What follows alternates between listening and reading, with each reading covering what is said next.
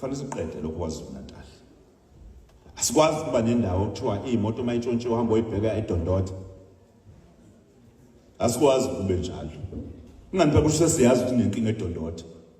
Senze njani ke ukuyohlakaza isadlelo seyigebengu. Ngofanele sihlakaze siqede. Futhi manibambisene kahle namaphoyisa after i-training lengimkhala efanele isheshiswe. Uma nibambisene kahle namaphoyisa, amaphoyisa nilekelela. Ngoba nje ababamba one by one. Mawuthi khona amaphoyisa agangaya ayingxenye yoganga. Hayi. uGeneral Makhoba nomkhwanazi hayi babopha nje nephoyisa. Masije zoom in endaweni esiyibona ukuthi nenkinga. Sayibheka sayinika saba nesineke saleyo ndawo. Lo bugebengu lobo siyaqondana ngqo nabo. Sikwazi ukuqeda. Kodwa konke lokho kwenzeka uma ngabe sivumelana ngokuthi sizolihamba ngokucophelela lolu hambo ukuze lingabeki engozini impilo zethu nemindeni yethu. Ingakho libalekile uqeqesho kubantu lithola uqeqesho.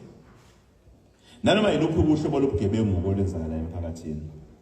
Akufanele ukuthi kube khona indawo lapho nokuthiwa makwehliwa kuyaziwa abafana bakaSibanibani bona babambe inkunzi. Noma abafana bakaSibanibani bona baqhakeze endlini. Noma emakhaya kukhona uhlobo lamacala angafani nasemalokishini. Kodwa nje lokho kubili siyakwazi khona la. Lokho okwebiwa kweimoto kukhona la. Kunabantu besebecabanga ukuthi bangaphezulu kwabo bonke abantu abakhona emhlabeni fanele bafika imoto ezosebenzisa service umphakathi fanele ithathe. Ngisho iambulance uqobo ithathe. Mhlawumbe ithatha lo ambulance leyo isathi njalo iyothatha umuntu ozofa uma engafikanga ngesikhathi esithize athola usizo lodokotela. Ngamane ephumelo yamphefumulo. Ukuze umuntu athole lo ya 5,000 awufunayo noma u10,000 awufunayo ngokudayisa amaphatha leyo ambulance. Labantu abanayo indawo emphakathini fanele bahlale ethosini. Fanele bayoboshwa abantu abenza lo mkhuba lo. Fanele kuphele.